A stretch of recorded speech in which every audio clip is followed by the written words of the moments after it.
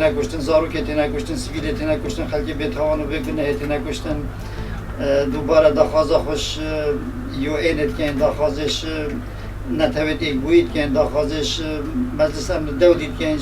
ولایت اروپا همیت که اروپا که اوی شهر راوستینن دو ماهی ببینن سر ملت کرد قتل عام سر ملت کرد بس بلا بس بید کرد جمرو بنو که هر خلک که دی خود دانه سوی روی عادی بلا هندک موافق خوشاد ببینو هر چون بیت اردو آخو کلتور خوی بابا بیرت خوشاد ببین. ئەوە وەکو مێشوبێرمان دیتەوە سارنەوەتوێک کە لە کوردستانی خۆمان کوردستانی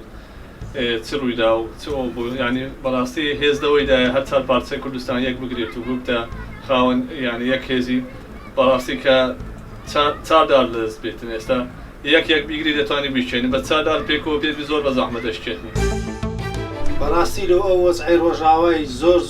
زۆر پێمان ناخۆشە بەس ئێمە هەموو خەتای خۆمانە لەگە یەک نیم کورد ئەگەر هەموو لەگە یەک دەستی یەک بگری قەت کەسێک ناتانی لەو شنە عەشتانەمان بەسەردا بینیتن زۆر پێم ناخۆشە وەکو گەنجێکی شاری هەولێر زۆر ئەو وەزعەم پێ ناخۆشە.